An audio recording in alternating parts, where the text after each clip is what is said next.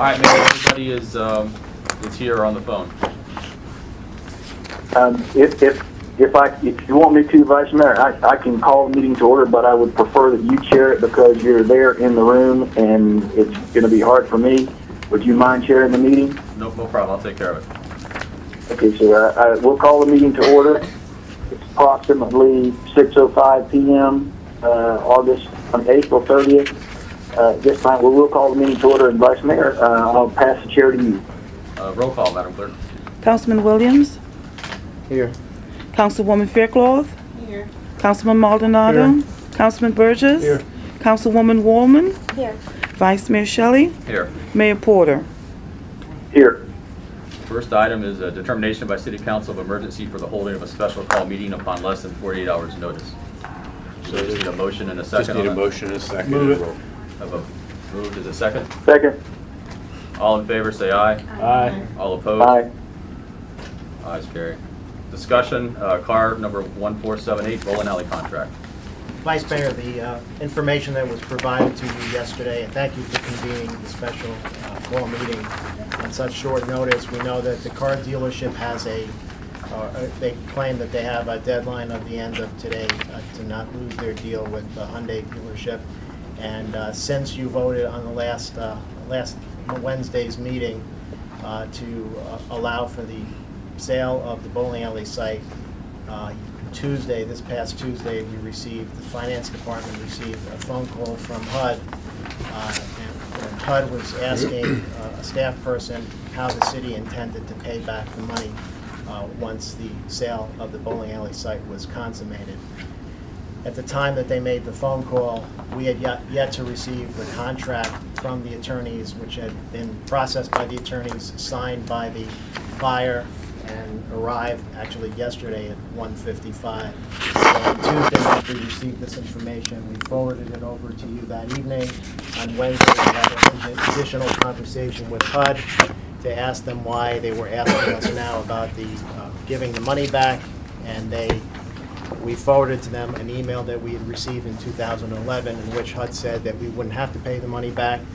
Of course, we have several conflicting letters or emails from HUD on the issue of whether we have to pay the money back or not. But the latest one in which they said we wouldn't have to pay the money back was forwarded it to HUD. The HUD representative, we read it to her on the telephone, and then she said, well, now she's not sure one way or the other. And what she did is she said she would have to go to her superiors and ask what to do about this matter.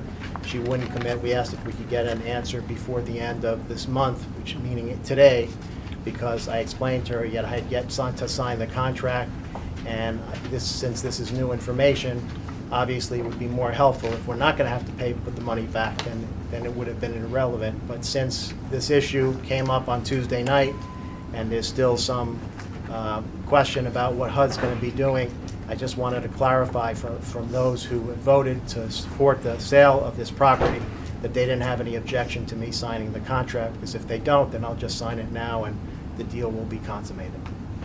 So you just need the majority that voted last Wednesday, you just need them to confirm that they want you to go forward and sign the contract, correct? Yes. Yeah, actually, it's really less than that, honestly, is that George felt like it was obligated to tell you about new developments.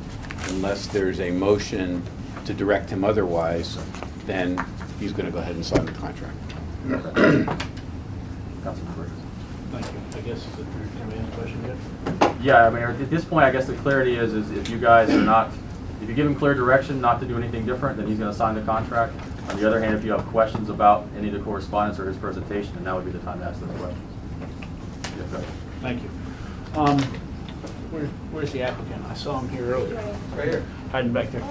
We had a conversation today, and where I discussed or asked a question to the purchase, Jay.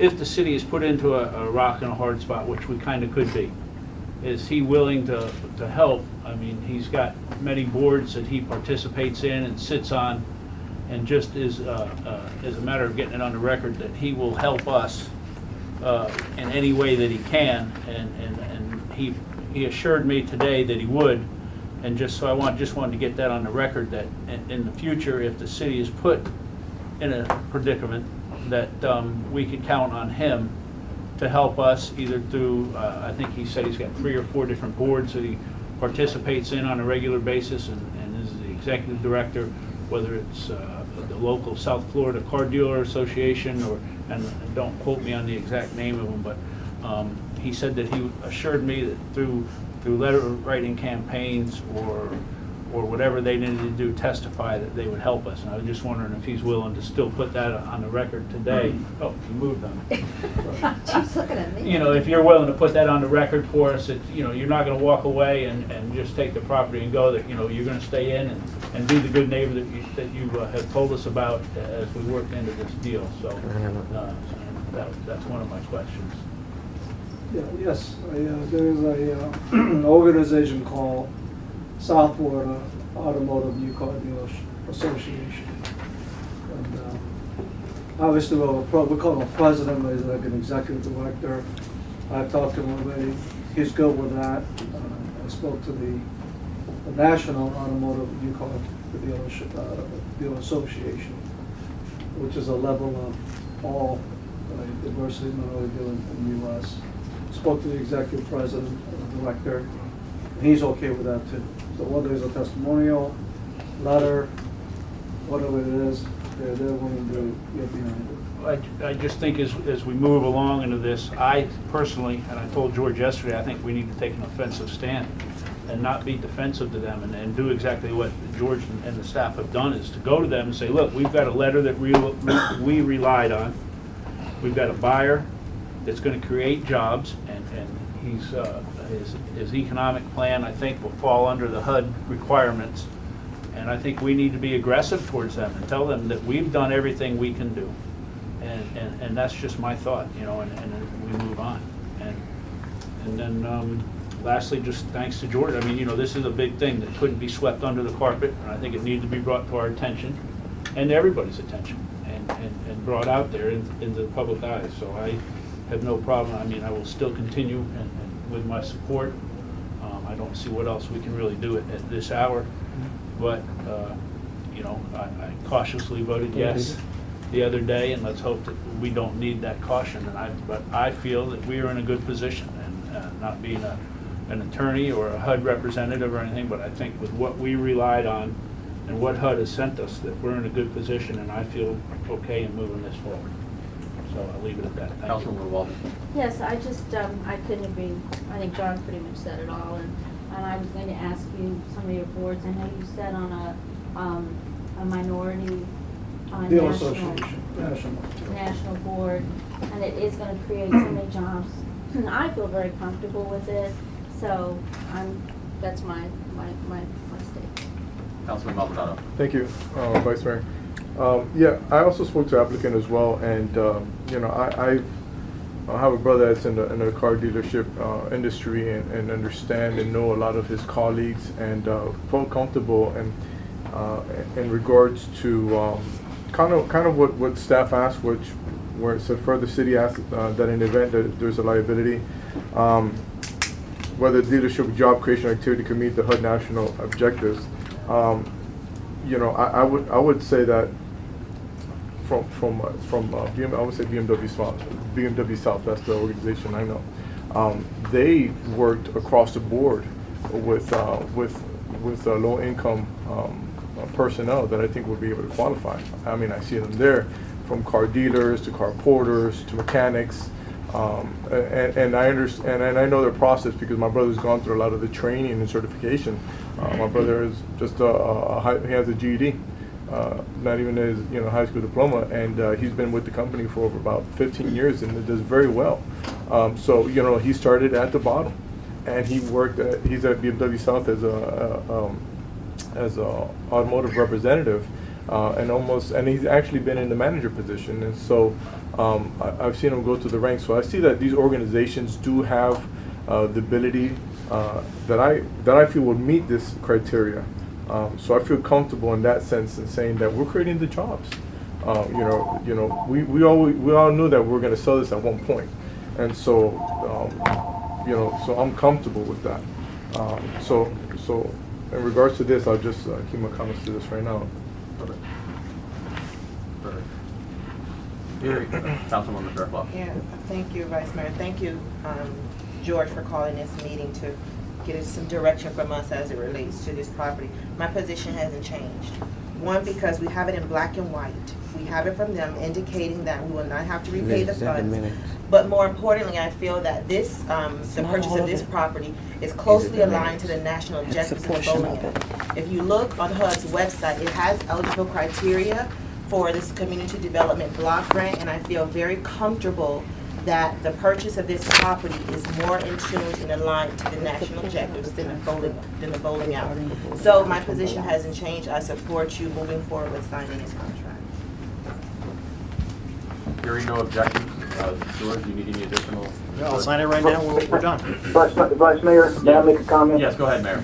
Right, am I in the room? Yeah, you didn't ask to be recognized, but I'll be happy to. Oh, I thought you were going around the table. No, they stuff all for put you. their hands up. Oh, okay. Go ahead and take Mr. Williams. No, go ahead. Mr. Williams, No, please. go ahead, Mayor. Go ahead, Mayor. Go ahead, Mayor. I'm sorry. Go ahead and take Mr. Williams, please. I yield to the mayor. Mr. Williams yields back to you. Okay. I've been in the minority on this from the beginning, and my position is still the same. And I recognize the will of the council, and I appreciate that. So as we move forward this cautiously, there are certain employment requirements and documentation and paperwork that have to be provided to HUD in order to justify. So as the applicant is in the room tonight, let's just make sure while we're moving forward that whatever those requirements are to justify and to meet the criteria of HUD in the documentation of those employees, let's make sure that he's willing to go through that, because it's a little bit of an abnormal employee process to a private sector organization. So I just like to make sure, as we're meeting these requirements, or supposedly meeting these requirements, that he's willing to help us and provide that and go through that extra hurdle to provide those documents. Thank you, Mayor. Councilman Williams. Yes. My, Oh, we're just invited to discuss that. He asked if he's willing to submit, I believe. Okay. You're That's what I asking for 30. That's what I understood. If, I don't know what document HUD's gonna send to city and what part of the document I need to fill out or help out to fill out. I have no problem with that. The answer is yes. And the only reason why I asked, Vice Mayor, is the fact that it's a higher burden to prove to HUD that you're creating those jobs on the criteria basis that they're looking for. And they just want a commitment, because I'm not going to support it anyway, which I haven't, from day one, but I respect the majority's position. And as we're going forward, I just want to make sure that the purchaser agrees to do everything, as Councilman Burgess said, everything in his power, but this is a specific additional requirement that we know is cumbersome on private sector organizations. So appreciate the compliment, the answer, and we'll go forward. Thank you, Mayor. Councilman Williams.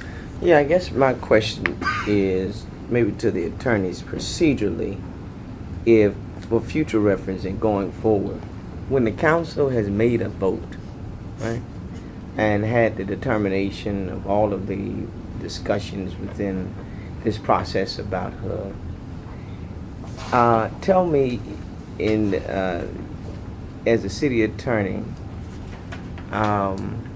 in light of this meeting, how this could happen if we've already given direction in light of the term of new information. First of all, I think this is a very unusual circumstance. Normally, when the council passes anything, the manager just signs it, and the clerk signs it, and I sign it, and we're done. And I think that how the manager reacts to certain situations is determined by his bosses, which are the council. And I think that on a going forward basis, which is what you're talking about, if the council would have been upset with the fact that George asked for this special meeting and felt that this was the wrong thing for him to do, I think certainly in the future, if something like his came up, he might not do something like this. But as you and I talked about on the phone the other day, how the manager carries out his duties are in large part determined by the council. And so if the council, in this particular, George felt it was his obligation because of the new information to come forward and talk to the council about it. If the council felt like that was a bad thing for him to do, and he shouldn't have done that, and he should have just signed the contract, I mean, now's the time for the council to tell him that this was a bad thing to do. But I think it's an unusual circumstance, and most managers, are going to exercise some discretion if they feel like it's an important issue. Normally, this doesn't happen. It just doesn't happen because there's not an intervening factor. But right, because my whole position on it is that if we have had, and let me thank the clerk for getting these minutes that I asked for. They're not complete because they ran out of time because of the meeting. But I think in the extensive dialogue over 2 hours of direction and going back and forth with the letters, I thought as a council person and the vote that we were very sure that even this issue, whether we sell it to a car dealership or what have you, will have this same implication.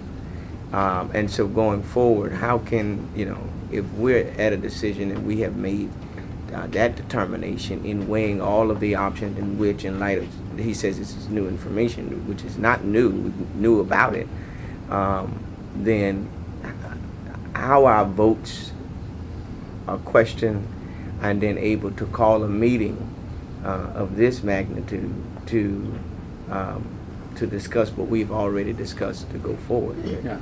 It's the process. I understand the question. And I understand the question, but as I said before, if the council feels like the way that George acted was not something that not the way they would want him to act in the future, then you should tell him. You should tell him that this is not, that you didn't think it was necessary to have them. On the other hand, I think that if the council feels like this was an appropriate meeting to have and that it was something that they would like to at least hear about before the contract was signed, I think that's direction you're giving to the manager too. And so, I mean, I think, there's a, you didn't hire a robot. You hired a smart person who has a staff and all of that, and they're going to exercise some discretion. And certainly it's up to the council to say, we don't like the way you exercise your discretion. And so I think that's sort of where the line is drawn. And, so that's the answer. There is some discretion in the manager. Yeah, and I'm not arguing that we didn't hire a robot. I'm arguing the fact of questioning our due process and by which we have done in this contract negotiation, and that we went over, all of the ins and outs and if and ands and buts of if this happens, then what will be our response. And clearly we said that we would stand on the letter of what in which we have received from HUD. And so in talking to HUD myself today, they say it's really not an issue of anything dealing with them other than what the manager has done by not signing. It's really not a HUD issue between them and the city other than with this contract that he has yesterday refused to execute, which I believe that was not in a good practice as a manager when we have had 5 persons to say move on with what in light of that. So I mean, my decision had to change anyway, but I needed to get clarity because I don't want my votes to be questioned, and the manager has the discretions to be able to call a meeting if he feels through the mayor to talk about an issue that is already done and should have been signed. So, I have no problems with what the deal is on the table. My understanding of where the council is George has the contracts to sign. There's been no motion changing the council vote, right. And I think we're done. At this point, he's going to get the authorization. He's going to sign the contract, and he has. Are you finished, Councilman Williams? Thank you. Yes. Just real quick, I would like to just kind of address that what Richard had said, and that is, I think that this is something where, although we know that this HUD issue has been hanging over us for a little bit of time, and it was thoroughly debated and thoroughly discussed at the last meeting, I think the difference was, though, is that, in my opinion, we got an email a week after that meeting. And so to me, that was new action taken by HUD that could or could not have a negative effect on the outcome of this particular deal or any deal in the future. And so I feel that George was responsible in letting us all know that, even though I wasn't in the majority in this particular case. Had I been in the majority, I would wanted to know whether any information could have occurred after my vote that may or may not affect the outcome of this particular process. And so I think George did the responsible thing, and that is letting us know and letting us make the decision, because it's ultimately our decision as policymakers. And I think he did a good job of making sure that he did so in a timely manner. You know, he was conscious of the fact that if this was delayed too long, it could possibly hinder the actual deal itself, which he knows that the majority had said that they want this deal to go forward, that they had voted and want this car dealership. And so I think he acted responsibly, and we're all here today. We've made our decision, and he has the direction he needs, and we can move forward, you know, going this way. So I thank George for his efforts. Councilwoman Waldman had the floor next. Yeah, no, thank you. Yes. No, Richard, I was just trying to, as I was sitting here listening, I think this is the first time that this has ever happened since I've been going to council meetings, and some of the people in this audience have been going to council meetings a lot longer than I have. So this is just a new thing. Hope it never happens again. But I was glad that you called a meeting, because it shows us a sense of solidarity, and it shows that, you know, none of us changed our minds. We still have faith in our purchaser, and then what he has stood behind, so I, for one, I was glad to have this meeting tonight, because how do I know if Mr. Burgess had changed his mind, or Ms. Faircloth, or Mr. Williams, or Mr. Maldonado? You know, we don't know those things, and you can't tell us. So I think it's just a good open floor policy. And to my knowledge, it's the first time that this has happened since and I went to council meetings long before I was ever on council. Councilman Burgess. Vice Mayor? Councilman Burgess has the floor, and then you're next, Mayor. Thank you, sir. Sorry. Thank you. I just want to say that I think this is a good meeting. I think it shows that our staff is doing their due diligence both ways by getting the letter and reacting to it, and making sure that all the council people are still on board with the newest information that's been delivered. So I think I think this is the work of a professional team that is trying to protect the city and its 65,000 citizens with a possible $2.5 million bill that could be sent to them. So I want to say thank you to George and his entire staff and everybody out there for doing what I think is the proper and prudent thing, watching over for 65,000 people out there. So thank you. Thank you. Mayor Porter. Thank you, Vice Mayor. Richard, the question now, the only way a special call can be called is by the mayor or 3 council members, correct? Correct. Okay, so when we started talking about who called the meeting, the manager approached me and told me that he had a question. I respect the council's opinion on this much more than you guys realize. He had a question. He asked me what I thought. I thought we should get back in the ring and give you guys the opportunity to reaffirm your position based on what was new information. So if there's a bad guy in the room, I'm the bad guy.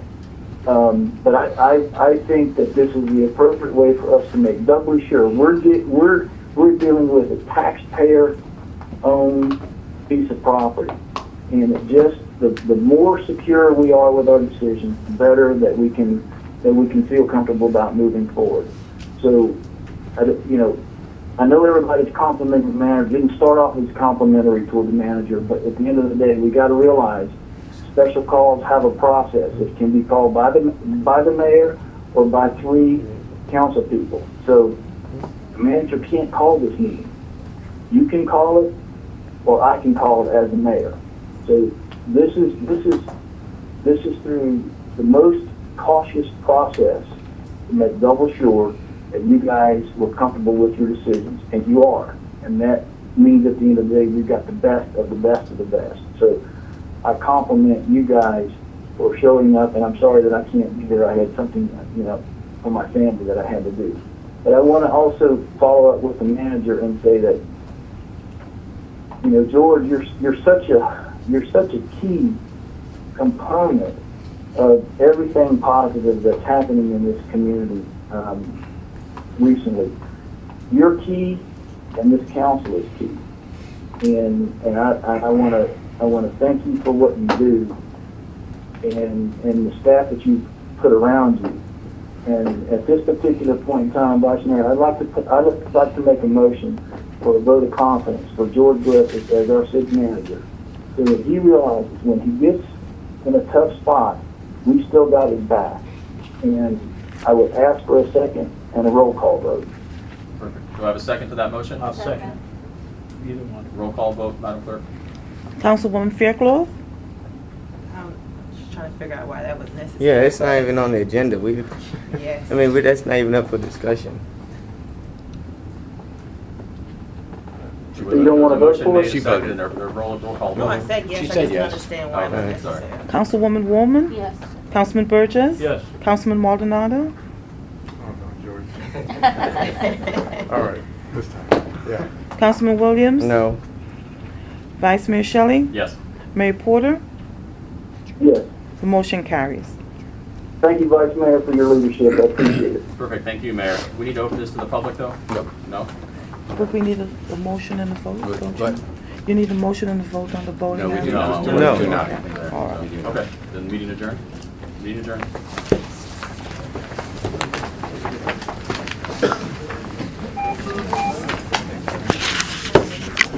Sure.